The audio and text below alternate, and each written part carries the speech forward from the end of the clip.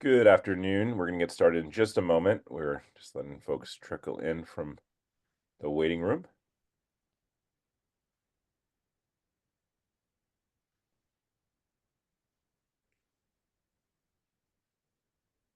See some familiar faces out there,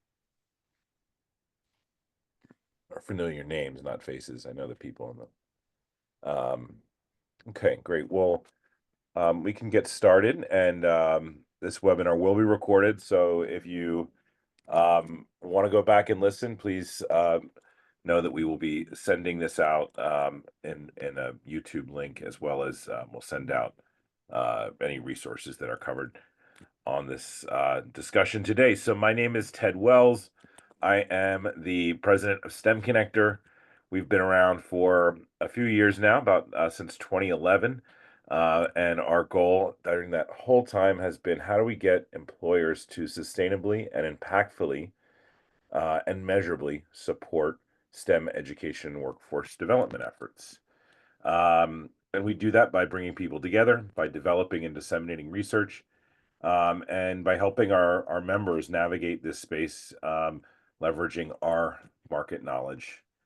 And today we are partnering with, we have 3 member organizations, and we have worked with one of them, Abbott, who is a name that most folk is a household name, been around for a few years now, to develop a work-based learning blueprint called The Changing Face of Shaping the Future rather of STEM. And we've worked with Abbott to develop this free blueprint that can be disseminated by anybody who would like to look at it. You can get it on our website. You can get it on their website.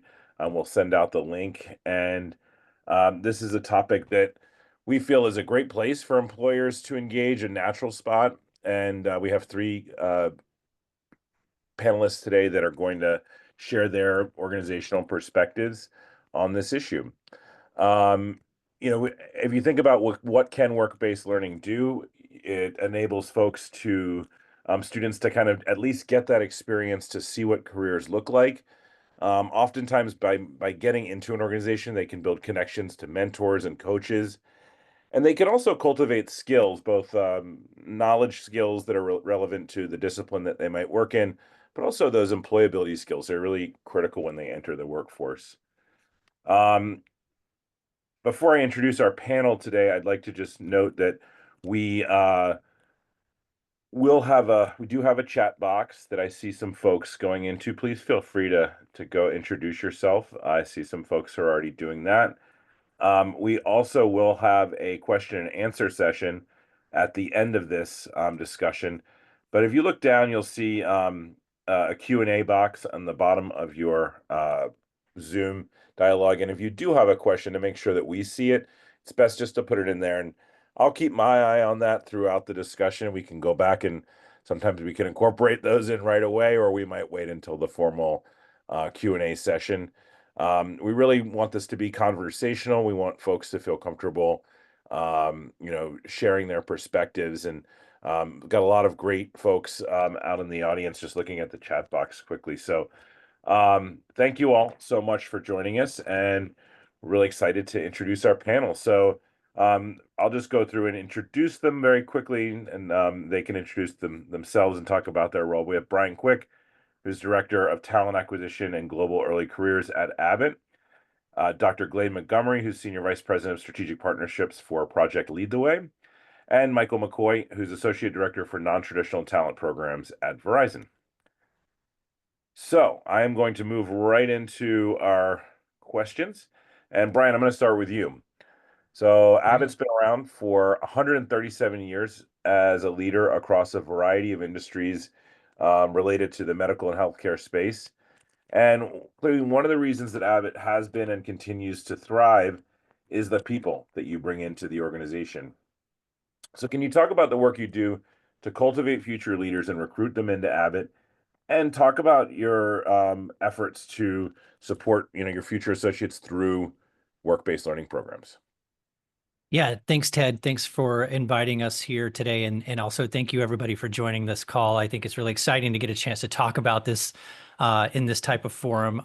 And Ted, you're absolutely right. Here at Abbott, our people are our most valuable asset that we have in the company, and everything that we do, right down to our purpose to help people live, longer, healthier lives. It starts with our own employees, and we recognize that. So this is why we're really committed, like you were talking about, to helping our colleagues internally lead the best lives that they have professionally and personally.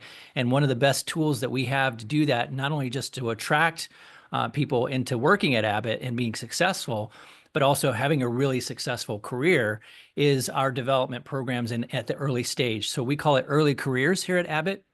And with early careers, that encompasses all of our programs from the high school stage through the college stage, and then post graduation into their first entry level position that they take in the organization, whether it's a leadership opportunity or a technical opportunity within Abbott. So we have worked really hard to create these very intentional pathways that we like to talk about.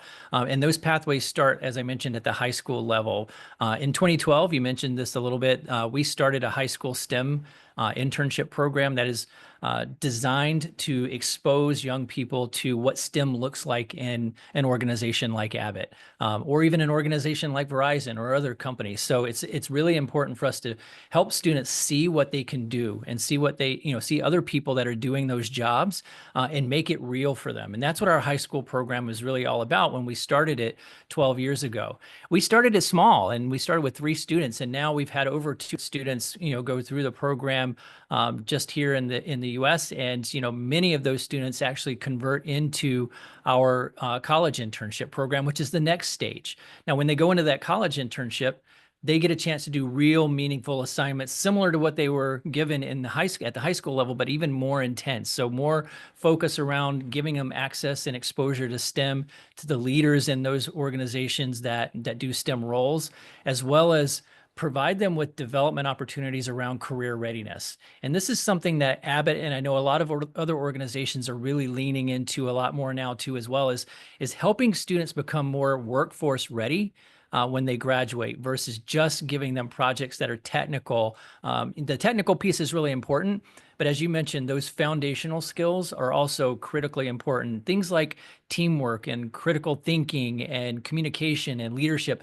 I think in the past, those were all called soft skills, and I hate the word soft skills, but they're really more foundational elements and foundational skills that build skills. And that's where our focus is on our development within our internship and apprenticeship programs, is to give them those real solid foundational skills along with the technical capabilities to be able to be successful once they graduate. Now, once they finish with that part of the development and internships, we also have the beyond piece, which is what we call our rotational programs, our professional development programs. And these are 2-3 year programs where our entry-level employees, many of them who have participated in our internships, whether high school or college, are able to explore new career opportunities and experiences as they rotate to different geographic locations, different positions within the organization, even different parts of the business at Abbott in locations across the globe. So it gives them amazing access to, again, see what STEM looks like in a variety of different ways across the Abbott business. And we believe that when you put all of these pieces together, and really develop the talent internally, we call it a build versus buy strategy. We want to try to build that talent internally and develop it so that we don't have to see that the people that come into the organization and actually become really great employees for Abbott leave because they haven't been able to sustain the development throughout their career. And it really builds a lot of long-term retention within the organization. So that's what's in it for us. What's in it for the student is they, again, get to see so much amazing access across the organization on what STEM looks like, and it keeps them engaged in that STEM profession. We know at age 17, most students, that's the stage where they're going to make a critical decision if they're going to stay in a STEM role or if they're not, right? So we're trying to bridge that gap between the high school level and the college level to keep students in STEM so that they get a chance to have an opportunity to do a job like what they can do at Abbott, whether it's an engineer, a manufacturer, somebody in IT, or even in R&D. There's a wide array of different opportunities that exist for them. That's great. Yeah, I love the cultivating that talent. It has that's aspect of sustainable engagement by industry in this space really hinges on our self-interests on both parties met. So, I think this is an area that keeps business at the table because it is good for you. So I like how you broke that down. I did put a link in the to the blueprint into the chat box if anybody wants to download that. And just as Brian spoke, I recalled that we actually had a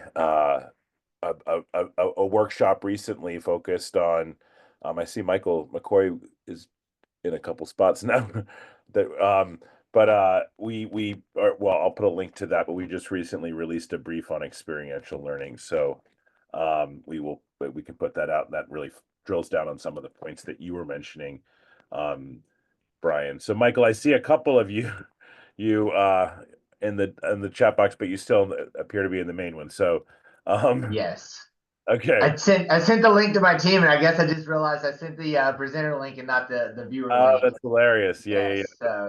So they're all we're on getting them in. So and out. With the So real Michael McCoy, please stand up. Yeah. yes, yes. Amen. It's like, what's going on here? So Verizon, Michael, is similar to Abbott, household name. I mean, even though Verizon hasn't been along in its name as Abbott, it kind of in some form or fashion, we've had the telephone company for a couple of years now that Verizon is a descendant of. And so, the point of me saying that is not just that you're an old company, but the importance of people is really important to Verizon. And we all know, I mean, if you have FiOS or you have any of these you have Verizon people or Verizon contractors, and there's a lot of different technical roles and STEM roles in this company. And you're kind of coming at it from a different angle than Brian spoke about, in that like both of these strategies are very important to ensuring that you have the right people that can help you continue to innovate and maintain the innovations that you've achieved.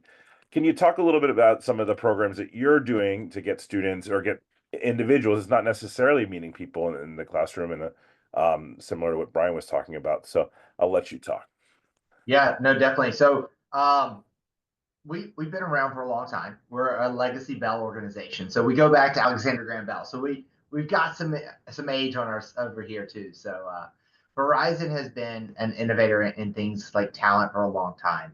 I had the chance to have dinner with the CEO of Verizon Business, and he talked about when he joined Verizon 30 years ago. Before it was Verizon, you walked into New York Telephone Company, and there was dozens of patent holders sitting around, and today we still have that same level of innovation, the same level of disruption is what we're looking at in the digital AI space. How are we protecting our customers on that side? So we're looking at how we bring in talent in a variety of different ways. So we do have high school programs. We have an partnership with an organization called NAF as well that brings in 100 high school students across the United States for STEM-based high school micro internships. So for 6 weeks, they learn about the different aspects of what is Verizon. Because I can tell you, and you see my shirt, you see my water bottle, you see the name, you think the retail store in the corner. And quite honestly, that's what most people think. And what we try to do with this is not only give them exposure to the STEM side of Verizon, but the brighter world that is what is happening inside of Verizon. So great opportunities there. But the high school side isn't the only piece. We have a partnership with the United States military. We're bringing in what's called Together with Industry and Training with Industry, where we're bringing in current active duty service members from the Army, from the Navy, from the Air Force, to come in and spend a year with our engineering team in 5G and say, hey, what are we doing to make sure that 6G and 7G are going to be the right options for what we need in the defense industry, in the military, in the government. And so we're doing those types of non-traditional STEM exposure as well. We also have an apprenticeship program, just like Abbott, where we're bringing in a wide variety of people. So we have software engineers, we have data engineers. We're also bringing in, you talked about FiOS and the great products we have in the Northeast. We're bringing in individuals to be leaders of folks who have been installers for 10, 20, 30 years. FiOS just celebrated its 25th anniversary. So we have that opportunity to bring and develop leaders who have STEM and technical backgrounds, teaching them about, Alexander Graham Bell and everything in between, making sure they understand the technology that goes into picking up a smartphone, just picking up a device and saying, hey, how do I get a hold of the person on the other end? And how do we enable business to happen at the speed that we need it today through 5G and other innovations that we have? So we're bringing in a lot of talent. I blurred my background, but we also have a partnership with the NFL. If you watch football, I saw some college and universities on here.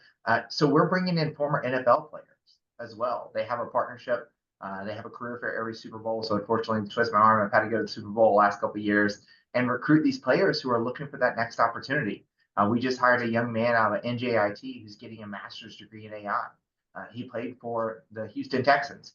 An incredible young man, super, super intelligent, very talented, and is excited about the innovations that we can bring and that he has the opportunities to bring through Verizon. So a lot of great opportunities to join Verizon. And then also you have this great work that your foundation colleagues do. I see Ryan Higgins is on here. Is on here from the foundation, and I've worked with them for a number of years through the Verizon Innovative Learning program. So like there's just a lot of great, and Abbott has those programs as well through your CSR. So like it's a multi-pronged commitment to being in this space. And so I it's great to hear from sort of this side of the house and Verizon. So okay, so we've got two employers on here, we've got their perspectives. I think one thing to note is we all know that Abbott and Verizon are large corporations with lots of resources that they've taken them a long time to build. There are not all work-based learning opportunities are not only offered by large corporations like Abbott and Verizon, but it is a little bit, they have more infrastructure in place to be able to do those types of things. But I think the blueprint that we put in the chat box is a great, there's things that can be scaled down. If you're a medium size or small business, there are ways that you can, or you're, a small office of an Abbott or a Verizon where maybe you don't have the resources that you have at headquarters to implement these programs, because that's an important aspect of this. Is most businesses are not, most people don't work in big companies, but it is important. I think that both of your firms are interested in sharing the knowledge that you have. So turn to now like an organization that is, helping and train teachers and helping to work with students and provide students with opportunities. Project Lead the Way, Dr. Glade Montgomery. And Glade, you've been an educator in this education space for a long time. You were a superintendent, and now you are, I think, twice, right, as a superintendent. And now you're working for Project Lead the Way out of Indianapolis. And a great organization that's been around for longer than we have, of course, it's STEM Connector, but one I've known your CEO is one of the first people I met when I was working my way around STEM. And I know, similar in NAF, Michael mentioned Project Lead the Way, though, is really also providing that curriculum throughout the year, as well as these experiences. Wondering if you can sort of share some of the work that Project Lead the Way is doing to increase industry awareness in the K-12 space. Some examples maybe of companies that you're working with. We can talk specifically about some examples Yeah. later. Yeah, thank you, Ted. Well, like Brian and Michael, I want to thank you for having myself and Project Lead the Way be a part of this panel. It's an honor to be here, and certainly happy to share and talk about what we do at Project Lead the Way. Unlike Verizon and Abbott, we've not been around as long as they have, but we have been servicing schools for over 25 years all across the United States, and our programming goes from pre-K through 12th grade. And at Project Lead the Way, we feel it's so critical and so important to expose kids to the STEM fields as early as possible. And that's one of the reasons, since I came on with Project Lead the Way 12 years ago, we developed our elementary program, which we call Launch. Research is pretty clear that kids lose interest in math and science as early as second grade. So it's really, really important to expose them to how those concepts in math and science can be used in the real world, and make those connections through the STEM application through projects and problems, which all of our coursework does. But the other thing that we try to do, a couple things that we try to do at Project Lead the Way, we embed what we call career connections in all of our coursework. And that's where we work with our partners across the United States, where we actually will embed little video snippets of people talking about their profession in the STEM fields, what they actually do for a living, what it took from an educational standpoint for them to get to those careers, because we just feel like it's really, really important to expose kids at an early age to the types of careers that make the connections to the activities and the projects that they're doing through our coursework. That's so important. So that's one of the things that we do with our partners, is try to embed those career connections throughout our coursework, so kids can be exposed to those careers. The other thing that we do, and this is one of the things that my team with strategic partnerships does in particular, is we really try to make connections with business and industry in local communities to Project Lead the Way schools. Oftentimes we do have business partners that are offering internships like Verizon and Abbott, but oftentimes, as Brian and Michael can attest, those internships just don't start up magically. You have to start those connections and the collaborations with business and schools, and we often encourage businesses to start small. Come and visit a classroom, see what our kids are doing, see the type of coursework that they're exposed to, and the skills that those kids have. You can mentor kids, you can work alongside them with projects. And then you can expand those connections and those integrations that you're having with a school. You can bring them to your site for a visit and expose them to people within your facilities. And then ultimately that can lead up to things that are much more involved, like internships or externships for teachers, where you can bring teachers and show them what takes place in your facilities and the type of careers that kids can have. So those are a couple of ways, Ted, that we really try to help connect our business and industry with our schools. And again, this is all really based around showing kids how those skills, like Brian alluded to, we call those transportable skills at Project Lead the Way. Things like problem solving, critical and creative thinking, collaboration, communication. We even embed ethical reasoning and mindset in our coursework, because we think that's so important for kids to learn. So seeing how those skills really relate to potential future careers is what we try to do at an early age.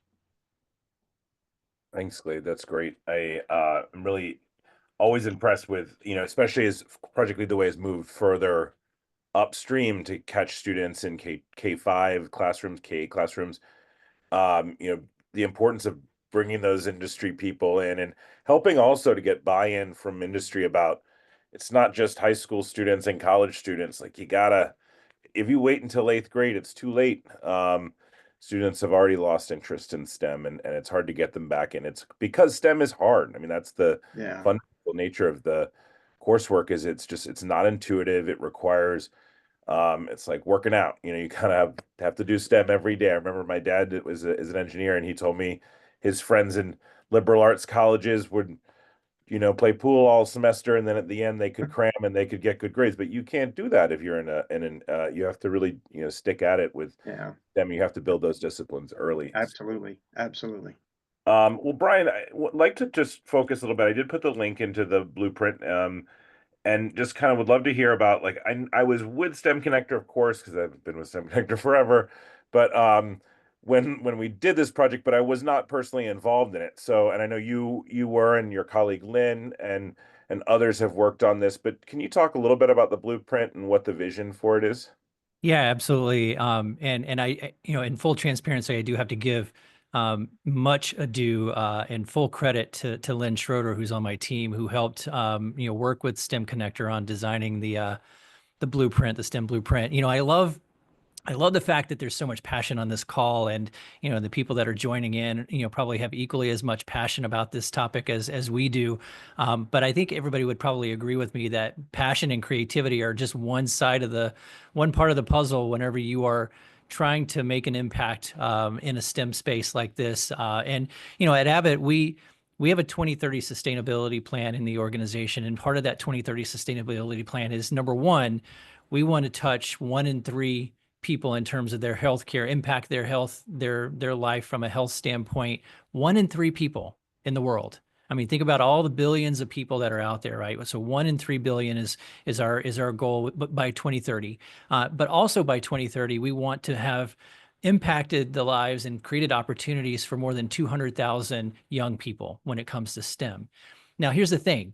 You can't, I mean, we can do that, and we're over halfway there in terms of achieving that goal, but that's a drop in the bucket when you think about what the challenges are with the STEM gap that still exists out there.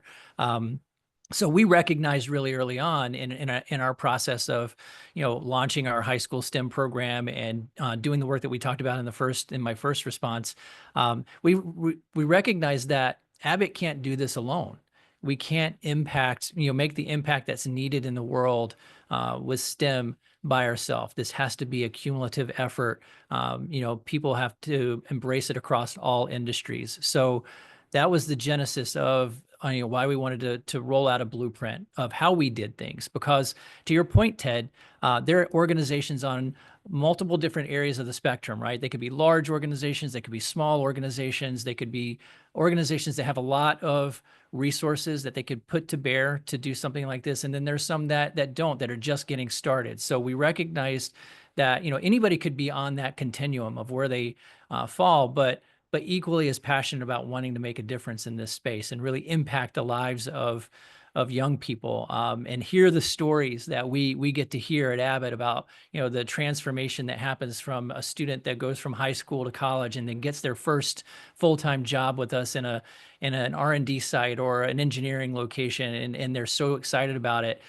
So we wanted to put together a comprehensive plan or blueprint that could walk any individual through, any organization through the steps that we took, the best practices, the pitfalls, the things that we were able to launch, in the second phase after we initially launched the program. So you could think about it in terms of a phased approach. So the point is that none of this was secret sauce for us, because we knew that it was going to be important for us to go beyond Abbott, to think about, the work that we're doing as it, not only just as it relates to our own company, but also the impact that we're making to young people across the world. So that was why we we partnered with you guys in STEM Connector to create this blueprint and share it. And like you said, it's easy to pull down from either our website or STEM Connector's website.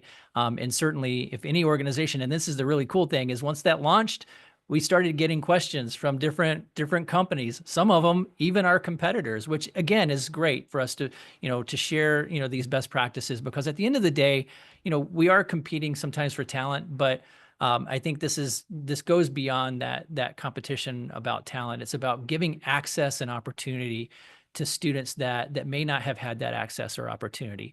And I'll just finish with this. I mean, my own personal story. I grew up in a very rural town, first generation college student. My parents, both of them, never went to college. I take that back. My mom went back and got her bachelor's and master's degree at age 70.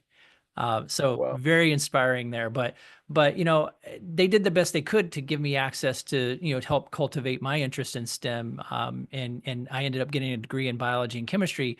But one of the reasons why we do this is because we recognize that there are going to be people like me that may not have all of the opportunities afforded to them, that somebody that might go to or have family that are engineers or doctors or scientists. So we want to extend that beyond those individuals and give people that don't have that access the opportunity to see what it's like to be in a STEM career. And that's what the blueprint is all about.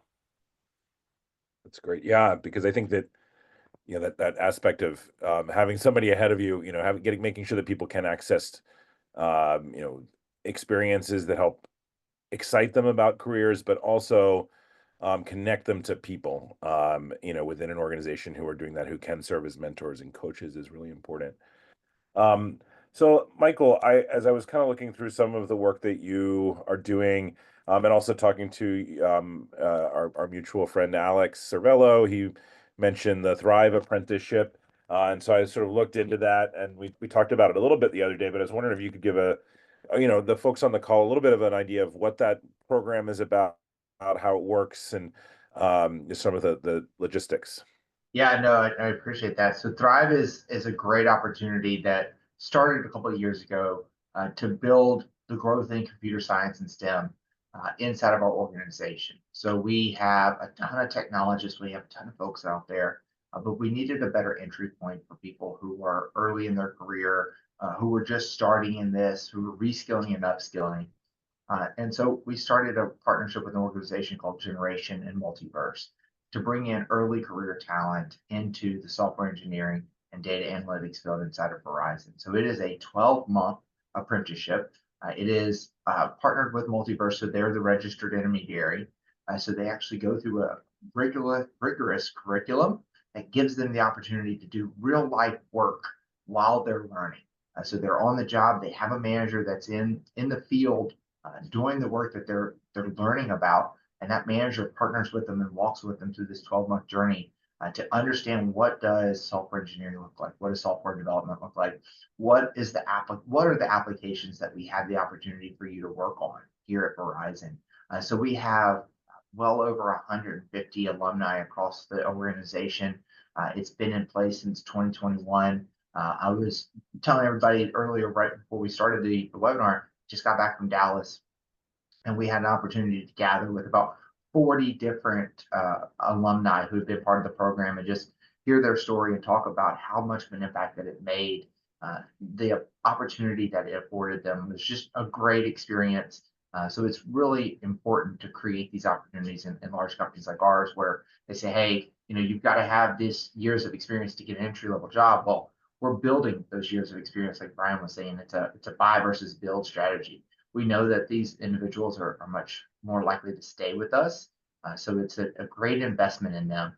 It's very much the opportunity to say, hey, I've self-identified that I want to learn these things, to come into this program, have somebody as a leader or mentor pour into me from the business side, have the business pour into me from the learning side, and spend those 12 months. And then we have, knock on wood, a wonderful success on the back end, converting them into full-time employees.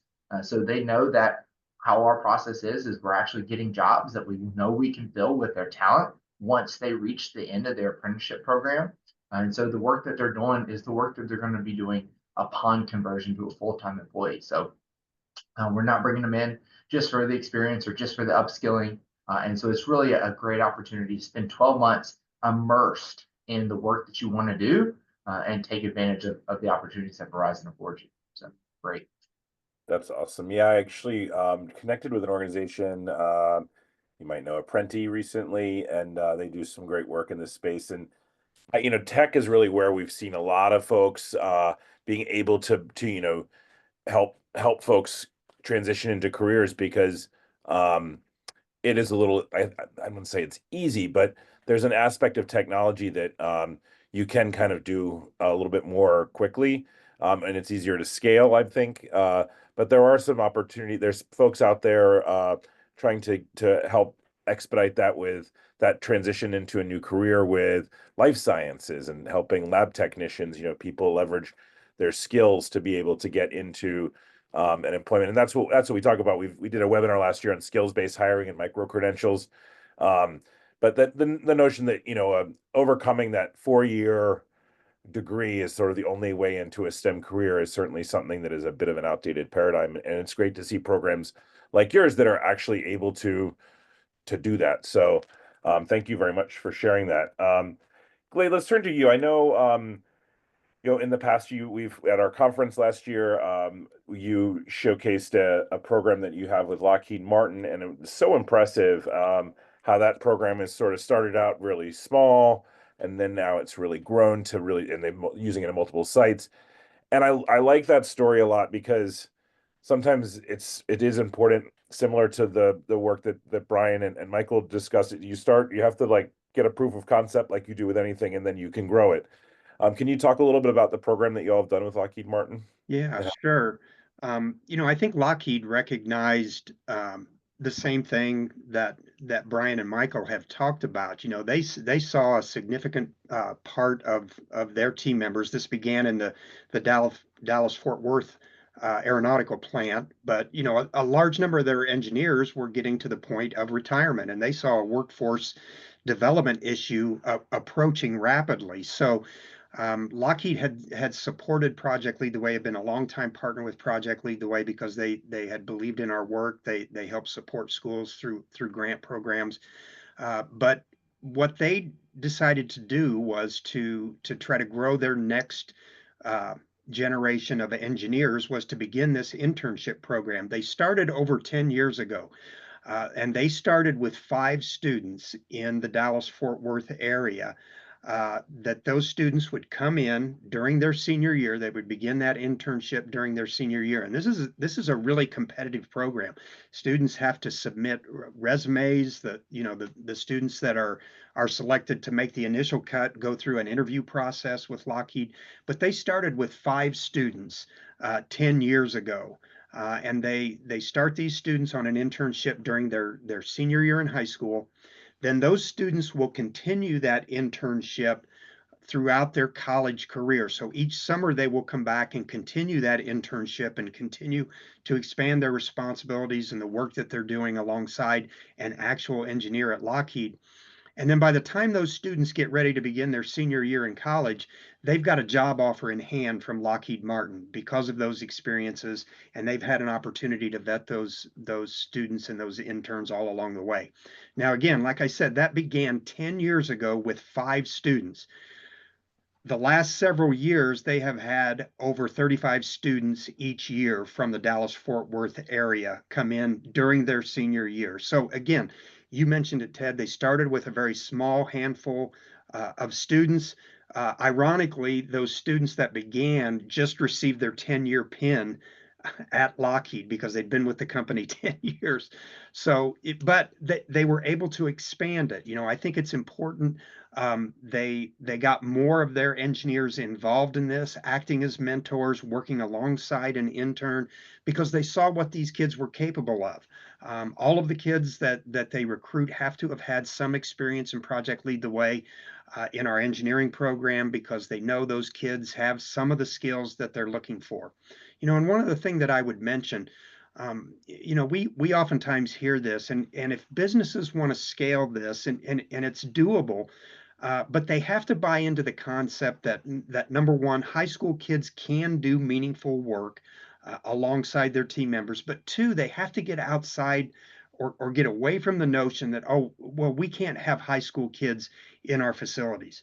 I often say if Lockheed Martin, a national aerospace defense corporation, can figure out how to do this, then other businesses can too. Now, obviously, there's places in that facility that students can't go because of the national security. We get that, we understand it, but there are things that kids can do. C-level projects alongside real engineers. So again, Lockheed's been a fantastic partner. As you mentioned, Ted, they've expanded that internship program to other facilities across the country.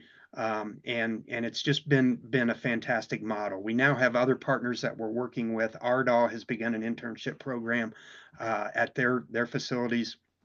Many other partners are doing this as well, but Lockheed is the one that we always refer to because they've taken it over the years and scaled it. That's great. Yeah, I mean, I no offense to our panelists from Verizon and Abbott, but the defense companies, have such a barrier to talent acquisition because of the security clearance piece and really frankly, like, some other issues as well. They have to have American citizens and all these things. It's certainly been a spot to watch for innovation across that industry in terms of talent acquisition. Yeah. And I know, yeah, go ahead. One other thing I wanted to mention, Ted, because I know that this was a question in the chat that somebody asked about diverse populations. Lockheed, they're very proud of this. The last class that they had, over 35 students, more than half of them came from underrepresented populations, and that was an emphasis that they wanted to have with this internship program. So, giving kids an opportunity. Brian, I echo your thoughts. I too am a first generation college student. That's one of the things that I mentioned earlier with those career connections, showing kids what's possible. You hit it on the head, Brian. all kids don't go home to two well-educated parents that are talking to them about their futures and careers. So, we feel at Project Lead the Way, we have to kind of be that conduit to show kids what's possible. Awesome. Thanks so much. Um, let's kind of take some questions. I'll throw them out to everybody. One aspect too is we know like that Lockheed Martin internship, the Abbott high school internship program, the Verizon Thrive, and also your NAV programs. Those are amazing, but we all know those are not. There's not enough slots out there for every student that wants one. What are some ways that you can maybe rather than you know, trying to just grow the number of internship programs, which might be something that you just is financially impossible or logistically impossible. But what are some ways you can reach students that are a little bit lower lift, but still do offer some value in terms of helping drive some of those indicators like, connection to mentors, building, cultivating skills, exposing students to careers, etc. Yeah, I guess I can start. Ted, I think that's a good question because I think oftentimes we get stuck in the mud, sometimes thinking, how do we, especially at an organizational level, try to think about all the, elements of headcount and, having enough, positions to, to make sure that if we bring interns in at either at the high school level or at the college level, our whole thing is there's got to be a place for them to go at the end, right? Otherwise, what are we doing? Our CEO, Robert Ford actually said this a couple of years ago that, Abbott's not a training ground for other companies. And I say that kind of glib on this call because I know there are other organizations on there, but really we're not, and we're not, pulling students in to train them to go off and work at another organization. We have a core purpose that we want to cultivate that talent, just like Glade and Michael said earlier, so that hopefully, just like Lockheed Martin, they stay with us. So, we only are able to do that by keeping the right size of the programs the way they are. So you're absolutely right that we can't have 10,000, interns every year. Neither I would challenge any organization that, looks at internships and work opportunities like that in that fashion. But what you can do is think about it on an engagement spectrum. So internships and workplace opportunities are just one type of engagement that can take place. We did so our program is global. We have not only just internships that we've expanded to at the high school level and college level to more than 12 different countries around the world, but we also look at engagement globally too as well. And 2 years ago, we actually had a really successful program called STEM Discovery Day, where we actually partnered with several of our other partners, like STEM Connector to launch this program. We had over 8,000 participants around the globe, and it was primarily virtual. So there's a lot of different things that you can do at an engagement level to engage and connect students to what STEM looks like, and how they can, learn more, not just more about STEM, but also get them prepared for STEM careers. And those are the primary goals of some of this engagement that we do globally, is to just give them visibility, but also give them access to some of the skill development that we've all been talking about throughout this call. Those are things that I think historically have been saved for the college population in the past, where you would talk about leadership courses or communication classes and things like that. We've pushed that down into the high school level so that we can start giving students visibility to the core readiness, career readiness competencies as early as what Glade was talking about, when they're 7th and 8th grade students, in high school. And that's where it's really critical for them to start learning, how do I communicate in a business environment? How do I, work in a team? How do I analyze, complex information and be able to make predictions and things like that? Those are all concepts that are directly tied, foundationally to any career, whether it's STEM or not. So I think when you think about what can you do if you can't have an internship, there's so many other things that involve engagement with these students that can take place either in the virtual environment or even boots on the ground at a high school where you're participating in an event or sponsoring an event. I know Abbott has participated in a lot of Project Lead the Way projects and events at some of the schools, the specific schools that we partner with. So thank you, Glade, for definitely being a great partner on that.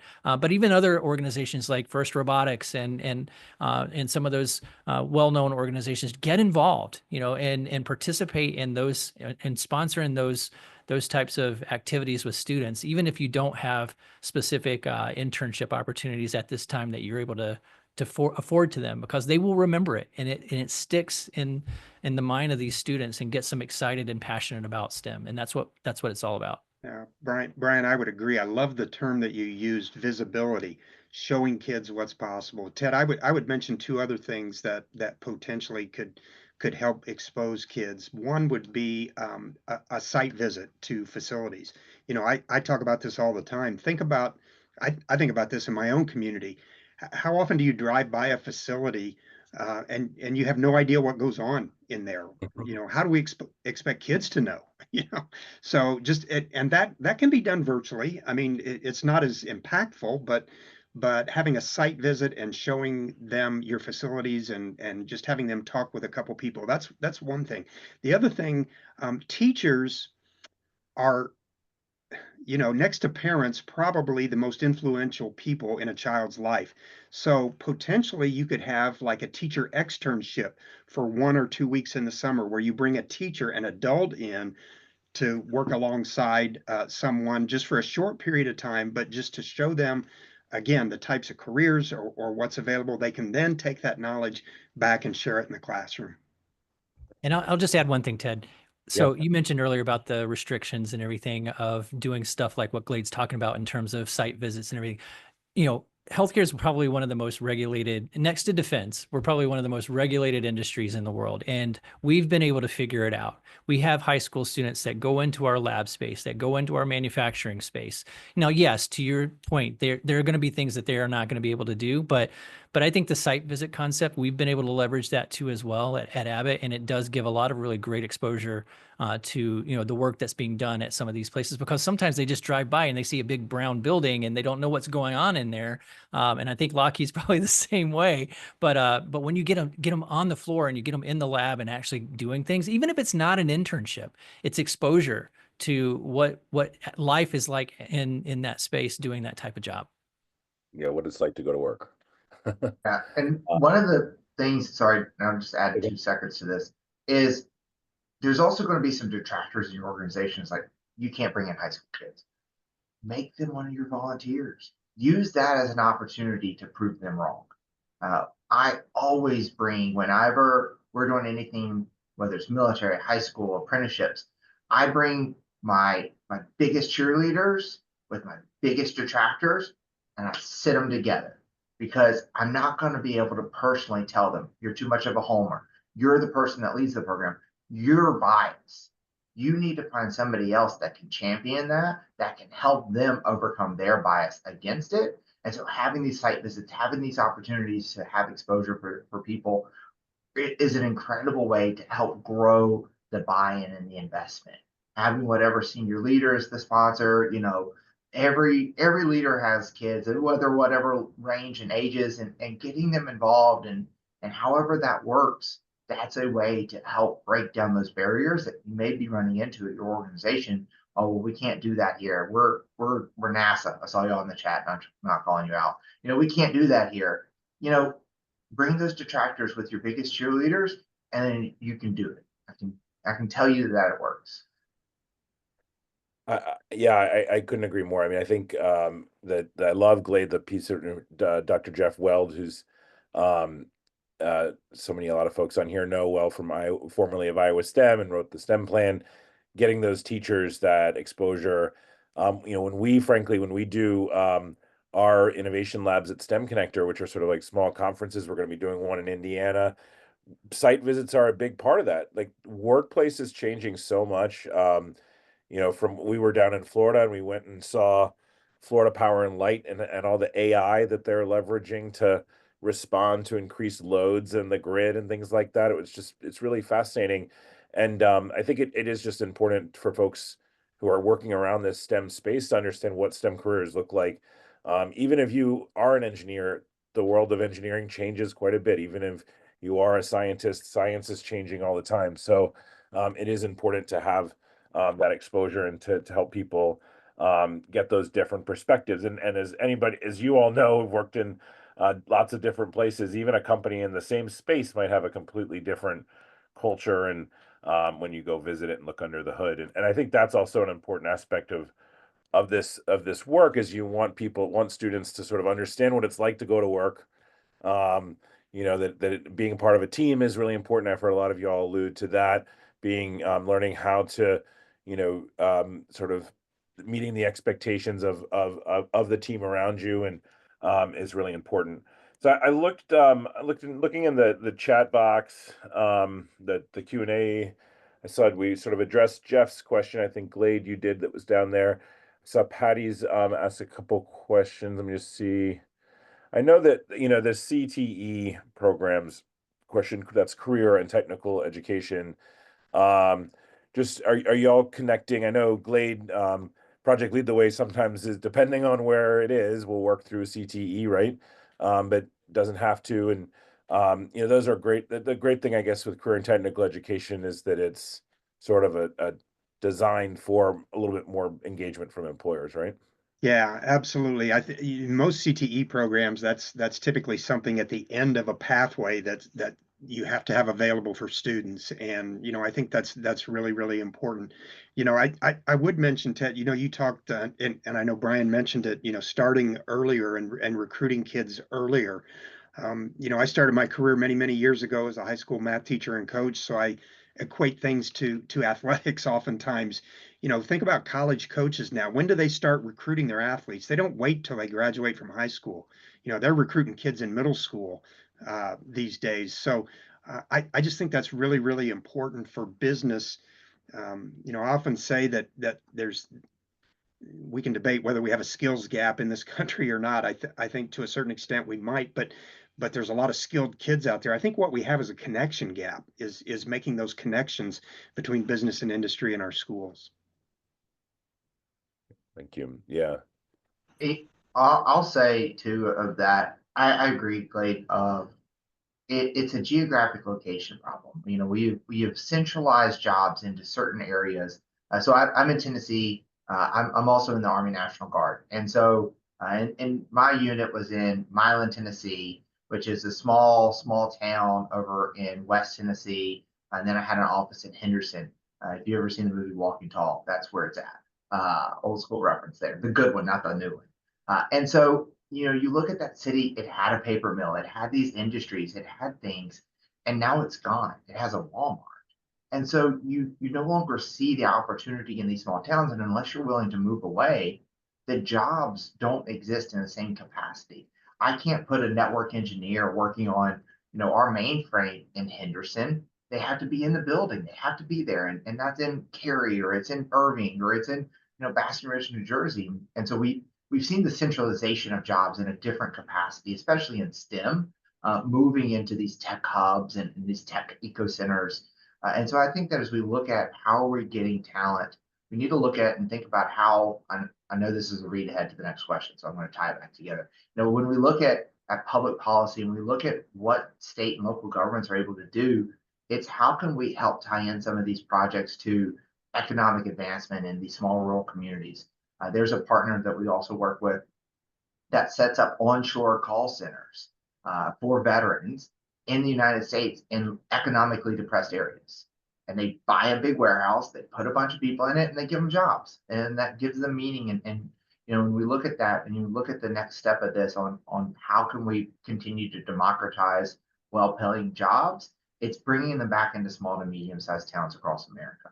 I think that's really how we can make that transition to apprenticeships and work-based learning much more an opportunity that's much more broad. Yeah, I'll just echo what Michael just said. It was funny because as he was talking, I was thinking about one of the phrases that we use commonly here at Abbott, which is the 3Ds. When it comes to not only just our business advancement, but also our talent strategy. And the 3Ds are decentralize, digitize, and democratize. So when we think about how we are evolving our practices, I'll use one example.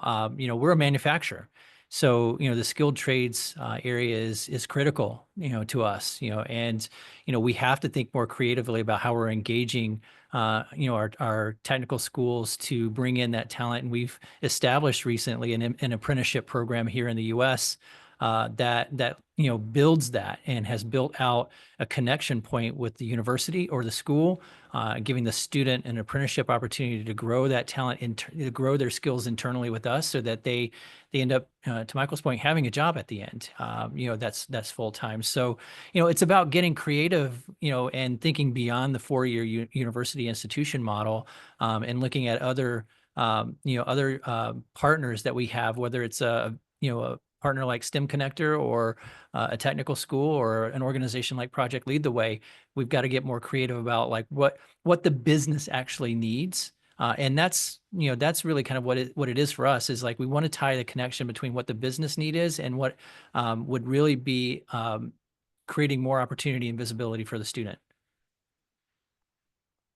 Thank you very much, everyone. I think these are definitely some very salient points. I think right now we're, in a new presidential administration. We're sort of figuring out where everything is.